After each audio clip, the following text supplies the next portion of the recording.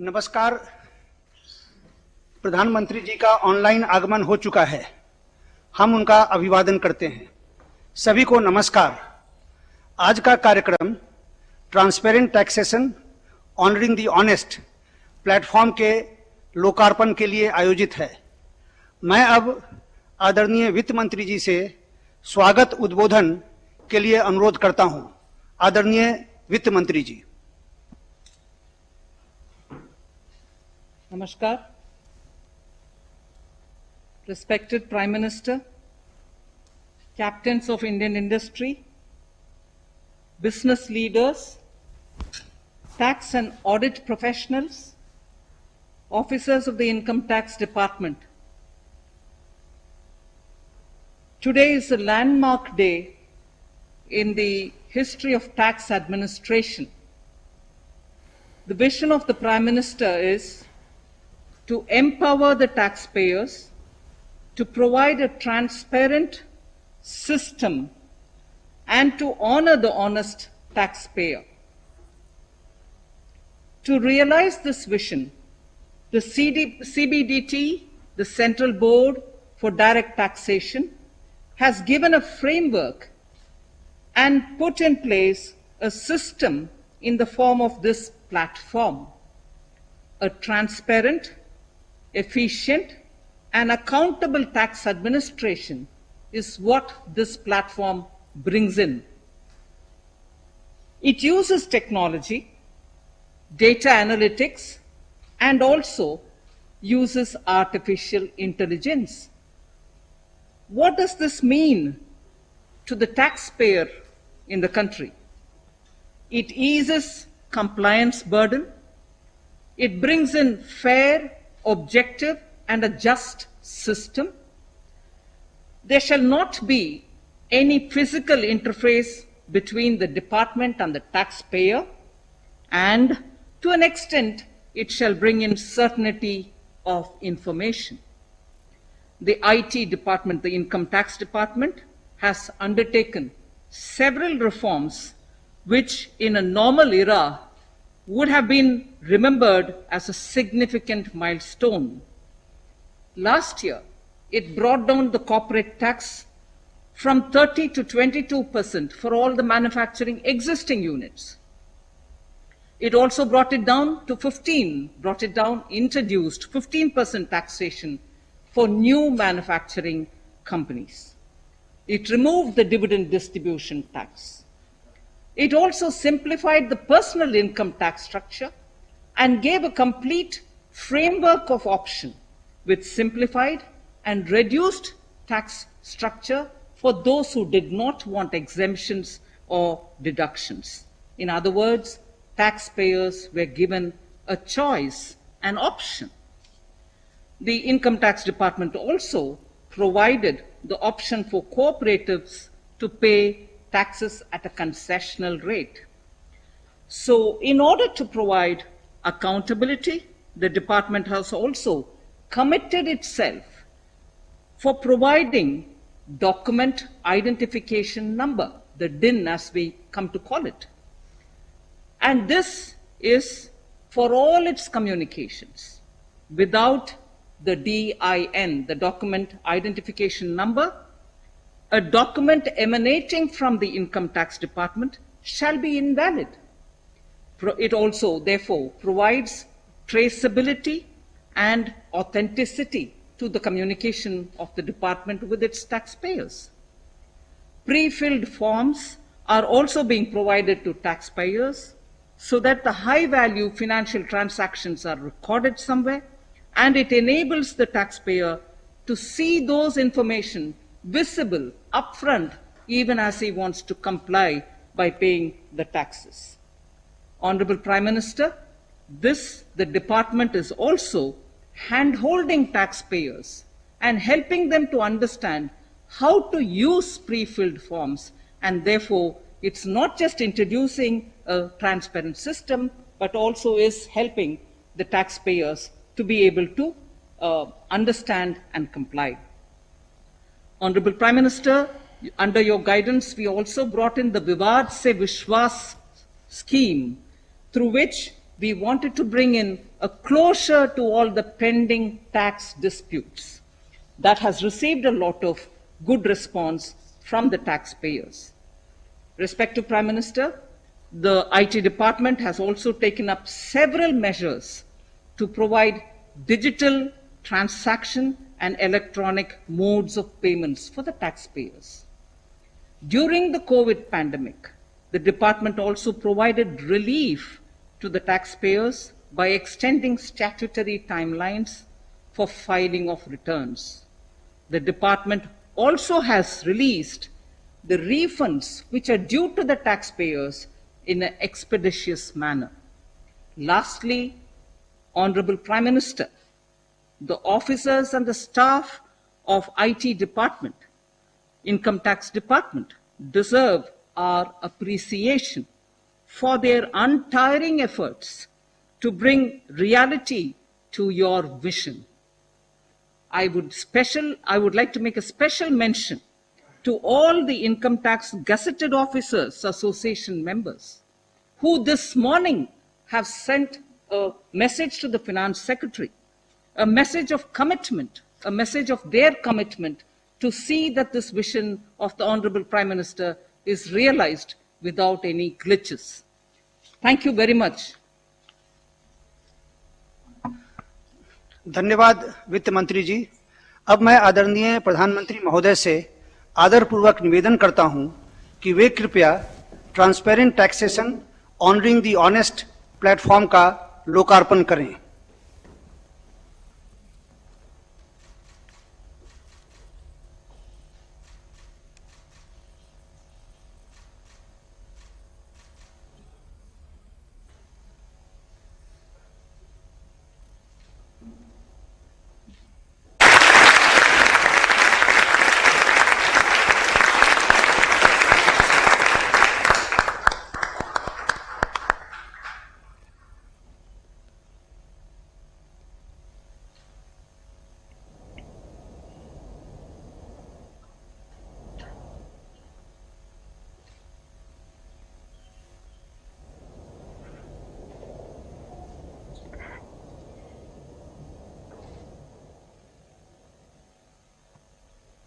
धन्यवाद प्रधानमंत्री जी। अब मैं आपसे अनुरोध करूंगा कि आप अपने विचारों से हमारा मार्गदर्शन करें। आदरणीय प्रधानमंत्री जी। नमस्ते जी। देश में चल रहा स्ट्रक्चरल रिफॉर्म्स का सिलसिला आज एक नए पड़ाव पर पहुंचा है। Transparent taxation, honouring the honest, 21वीं सदी के टैक्स सिस्टम की इस नई व्यवस्था का आज लोकार्पण किया गया है। इस प्लेटफॉर्म में फेसलेस असेसमेंट, फेसलेस अपील और टैक्स पेयर चार्टर जैसे बड़े रिफॉर्म्स हैं।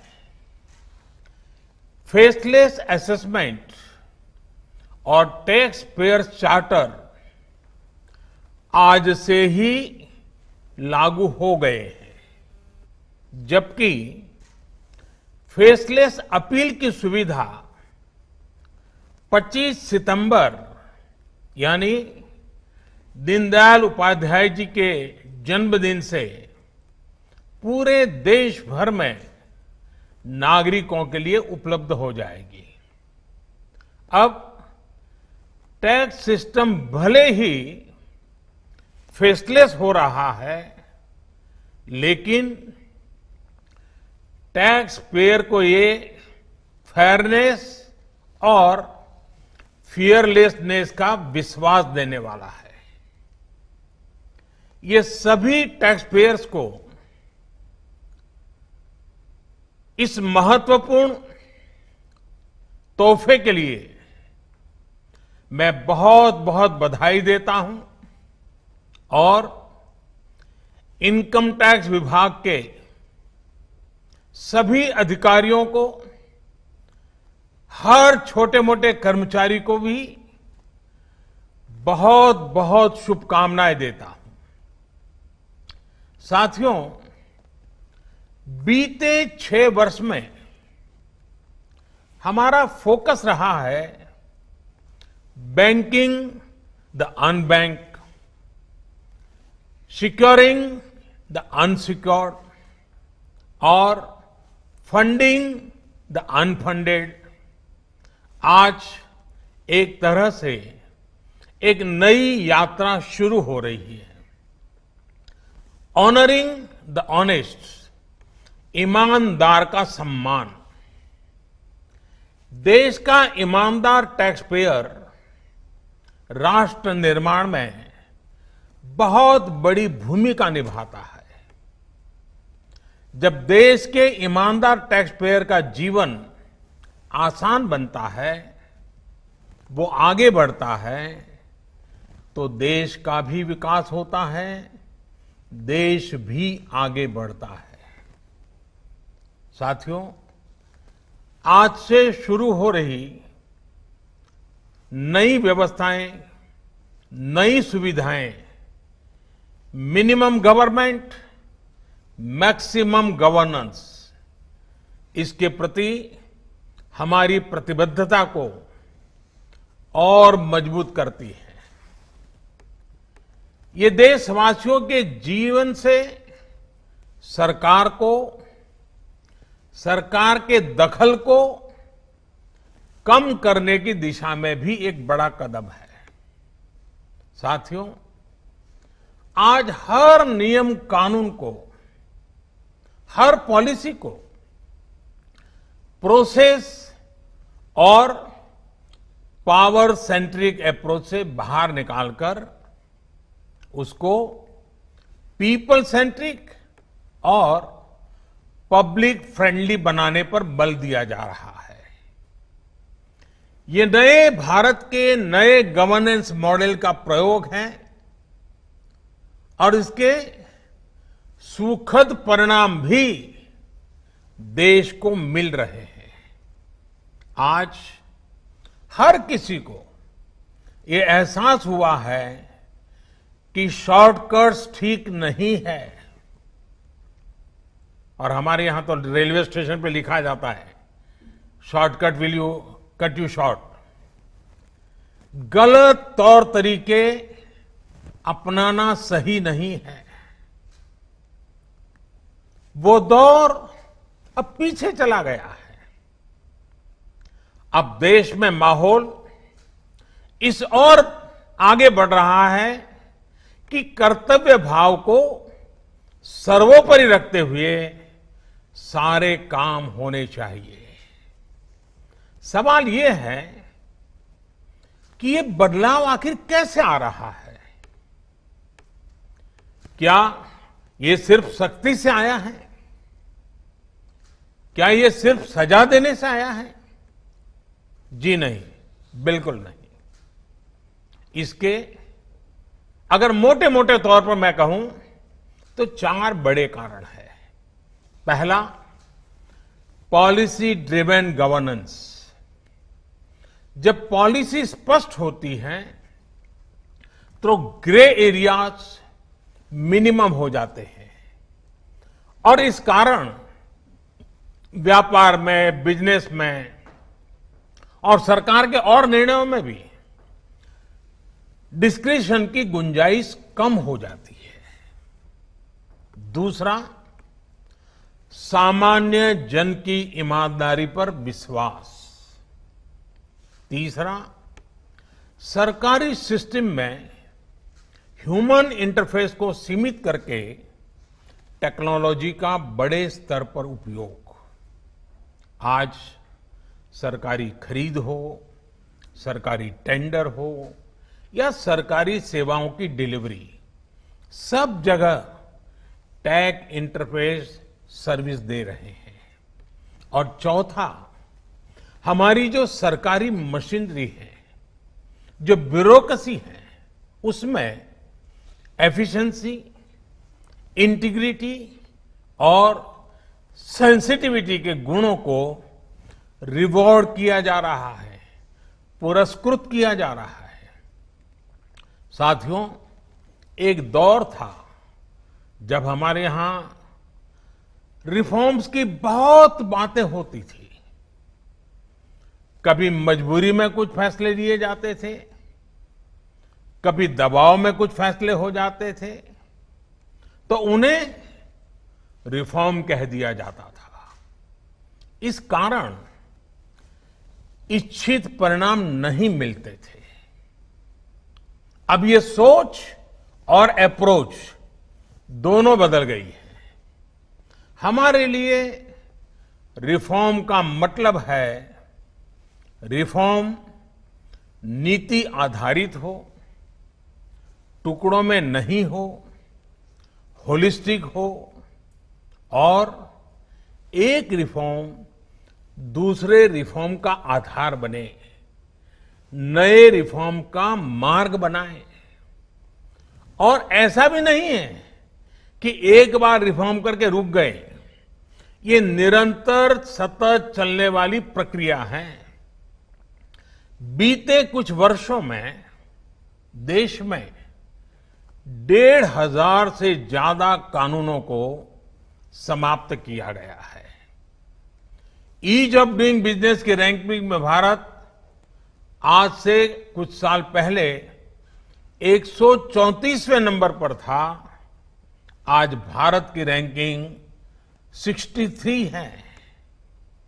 रैंकिंग में इतने बड़े बदलाव के पीछे अनेकों रिफॉर्म्स हैं, अनेकों नियमों कानूनों में बड़े परिवर्तन है। रिफॉर्म्स के प्रति भारत की इसी प्रतिबद्धता को देखकर विदेशी निवेशकों का विश्वास भी भारत पर लगातार बढ़ रहा है।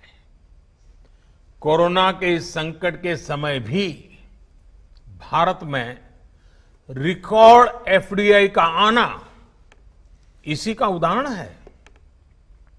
साथियों, भारत के टैक्स सिस्टम में फंडामेंटल और स्ट्रक्चरल रिफॉर्म्स की जरूरत इसलिए थी क्योंकि हमारा आज का ये सिस्टम गुलामी के कालखंड में बना और फिर धीरे धीरे इवॉल्व हुआ। आजादी के बाद इसमें यहां वहां थोड़े बहुत परिवर्तन किए गए, लेकिन लार्जली सिस्टम का कैरेक्टर, उसकी चाल चलन वही रहा। परिणाम यह हुआ कि जो टैक्स पेयर राष्ट्र निर्माण का एक मजबूत पिलर है, जो देश को गरीबी से बाहर निकालने के लिए योगदान दे रहा है, उसको कटघरे में खड़ा किया जाने लगा। इनकम टैक्स का नोटिस फरमान की तरह बन गया।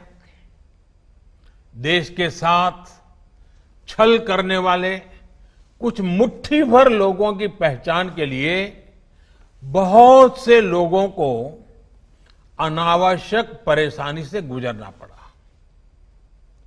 कहां तो टैक्स देने वालों की संख्या में गर्व के साथ विस्तार होना चाहिए था और कहां गठजोड़ की, साठगांठ की व्यवस्था बन गई।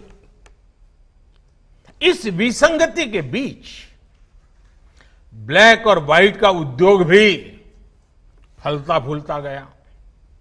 इस व्यवस्था ने ईमानदारी से व्यापार कारोबार करने वालों को, रोजगार देने वालों को और देश की युवा शक्ति की आकांक्षाओं को प्रोत्साहित करने के बजाय कुचलने का काम किया। साथियों, जहां कॉम्प्लेक्सिटी होती है, वहां कंप्लायंस भी मुश्किल होता है। कम से कम कानून हो, जो कानून हो वो बहुत स्पष्ट हो, तो टैक्स पेयर भी खुश रहता है और देश खुशहाल होता है। बीते कुछ समय से यही काम करने की दिशा में एक के बाद एक कदम उठाए जा रहे हैं। अब जैसे दर्जनों टैक्सेस की जगह जीएसटी आ गया, रिटर्न से लेकर रिफंड की व्यवस्था को पूरी तरह से ऑनलाइन किया गया। जो नया स्लैब सिस्टम आया है उसमें बेवजह के कागजों और दस्तावेजों को जुटाने की मजबूरी से मुक्ति मिल गई है। यही नहीं, पहले 10 लाख रुपए से ऊपर के विवादों को लेकर सरकार हाई कोर्ट और सुप्रीम कोर्ट पहुंच जाती थी। अब हाई कोर्ट में 1 करोड़ रुपए तक के और सुप्रीम कोर्ट में 2 करोड़ रुपए तक के केस की सीमा तय की गई है। विवाद से विश्वास जैसी योजना से कोशिश ये है कि ज्यादातर मामले कोर्ट से बाहर ही सुलझ जाए। इसी का नतीजा है कि बहुत कम समय में ही करीब 3 लाख मामलों को सुलझाया जा चुका है। साथियों, प्रक्रियाओं की जटिलताओं के साथ साथ देश में टैक्स भी कम किया गया है। 5 लाख रुपए की आय पर अब टैक्स 0 है। बाकी स्लैब में भी टैक्स कम हुआ है। कॉरपोरेट टैक्स के मामले में हम दुनिया में सबसे कम टैक्स लेने वाले देशों में से एक हैं। साथियों, कोशिश ये है कि हमारी टैक्स प्रणाली सीमलेस हो, पेनलेस हो, फेसलेस हो। सीमलेस यानी टैक्स एडमिनिस्ट्रेशन हर टैक्स पेयर को उलझाने के बजाय समस्या को सुलझाने के लिए काम करे। पेनलेस यानी टेक्नोलॉजी से लेकर रूल्स तक सब कुछ सिंपल हो।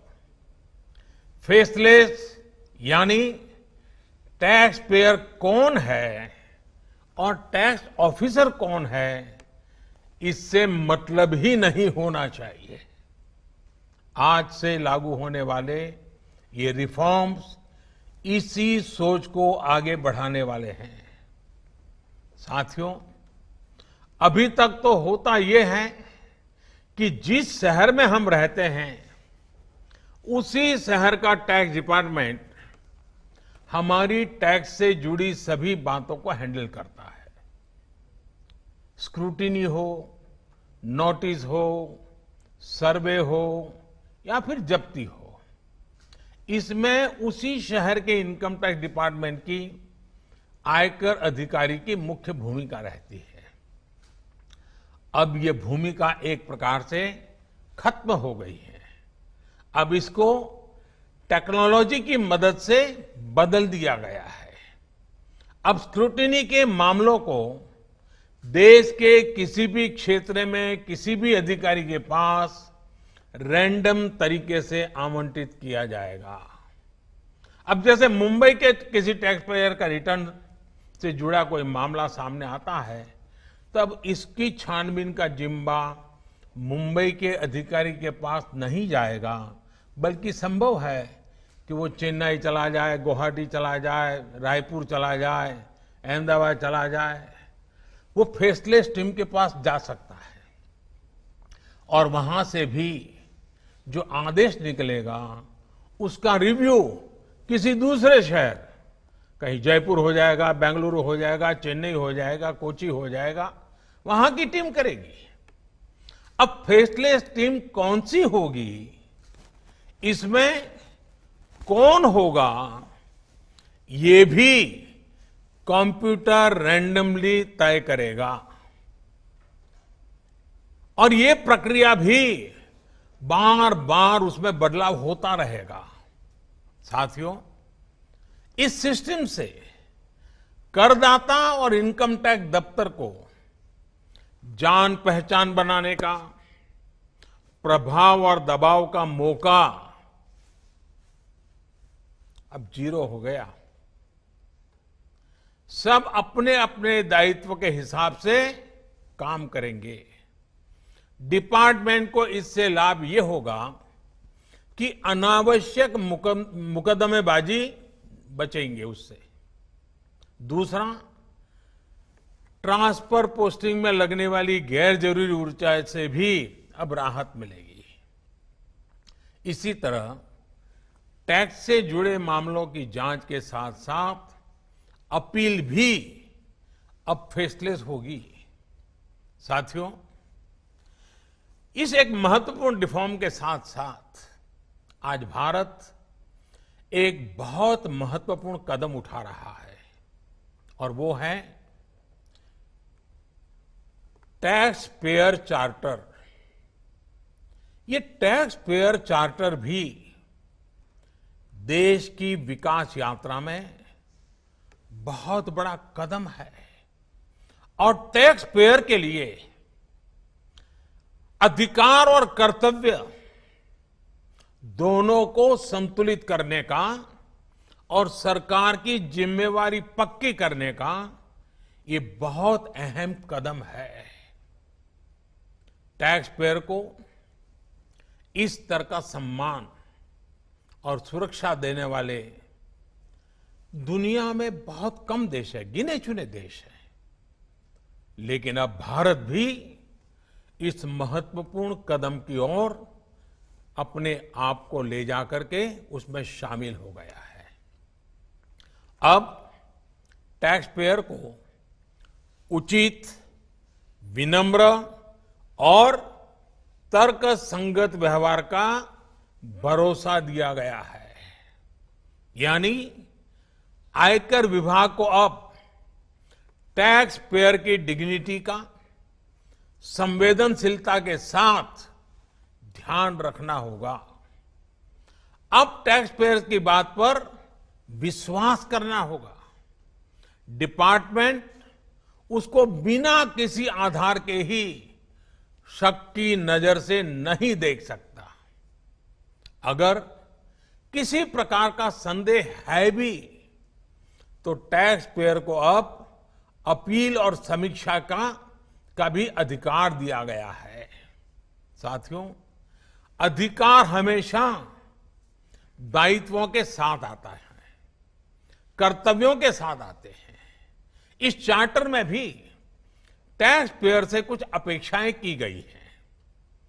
टैक्स पेयर के लिए टैक्स देना या सरकार के लिए टैक्स लेना ये कोई हक का, अधिकार का विषय नहीं है, बल्कि ये दोनों का दायित्व है, जिम्मेवारी है, कर्तव्य है, रिस्पॉन्सिबिलिटी है। टैक्स पेयर को टैक्स इसलिए देना है क्योंकि उसी से सिस्टम चलता है। देश की एक बड़ी आबादी के प्रति देश अपना फर्ज निभा सकता है और उज्जवल भविष्य की ओर कदम भी रख सकता है। इसी टैक्स से खुद टैक्स पेयर को भी तरक्की के लिए, प्रगति के लिए बेहतर सुविधाएं और इंफ्रास्ट्रक्चर मिल पाता है। वहीं सरकार का ये दायित्व है कि टैक्स पेयर की पाई पाई का सदुपयोग करे। ऐसे में आज जब करदाताओं को सुविधा और सुरक्षा ये दोनों मिल रही हैं तो देश भी हर टैक्स पेयर से अपने दायित्वों के प्रति ज्यादा जागरूक रहने की अपेक्षा करता है। साथियों, देशवासियों पर भरोसा, इस सोच का प्रभाव कैसे जमीनी पर नजर आता है, ये समझना भी बहुत जरूरी है। वर्ष 2012-13 में जितने टैक्स रिटर्न होते थे उसमें से 0.94% की स्क्रूटनी होती थी। वर्ष 2018-19 में ये आंकड़ा घटकर 0.26% पर आ गया है। यानी केस की स्क्रूटनी करीब करीब 1/4 हो गई है, 4 गुना कम हुई है। स्क्रूटनी का 4 गुना कम होना अपने आप में बता रहा है कि बदलाव कितना व्यापक है। साथियों, बीते 6 वर्षों में भारत ने टैक्स एडमिनिस्ट्रेशन में गवर्नेंस का एक नया मॉडल विकसित होते देखा है।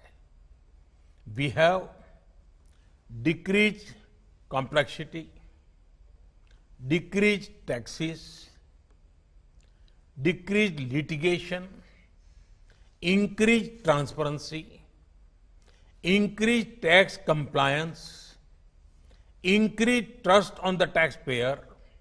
साथियों, इन सारे प्रयासों के बीच बीते 6-7 साल में इनकम टैक्स रिटर्न भरने वालों की संख्या में करीब 2.5 करोड़ की वृद्धि हुई है।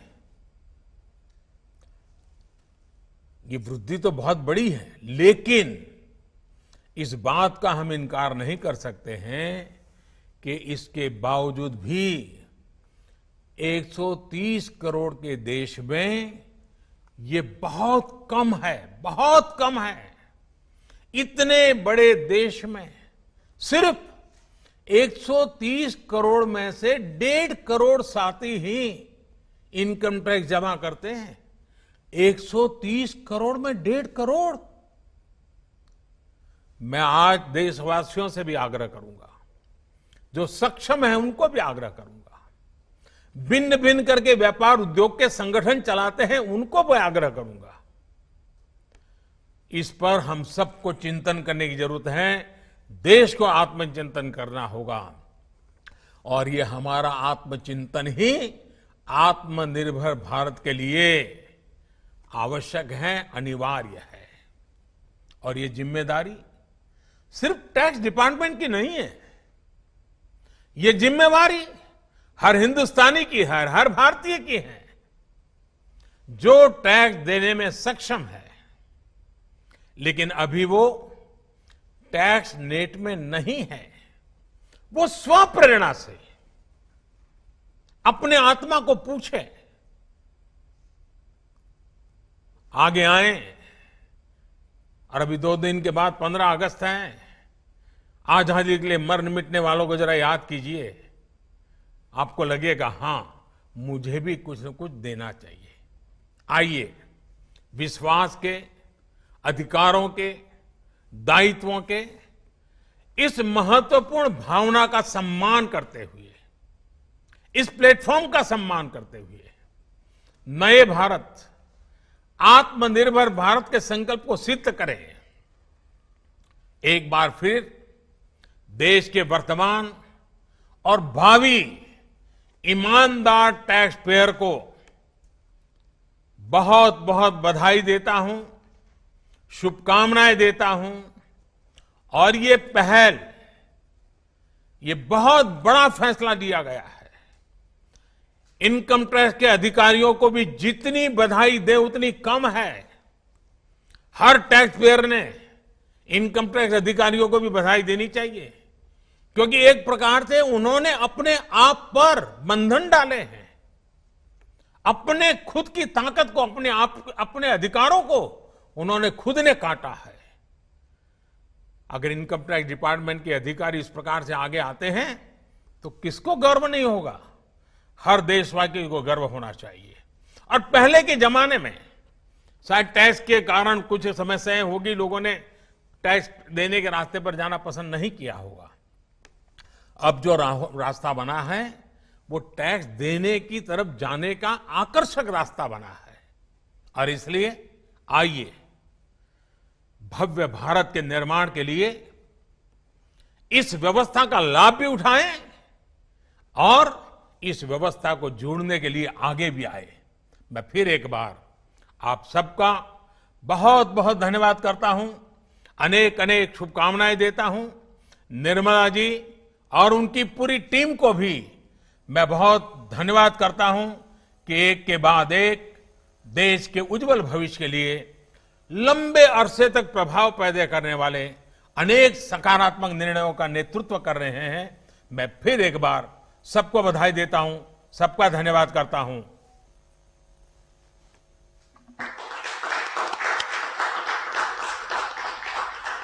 धन्यवाद, धन्यवाद प्रधानमंत्री जी।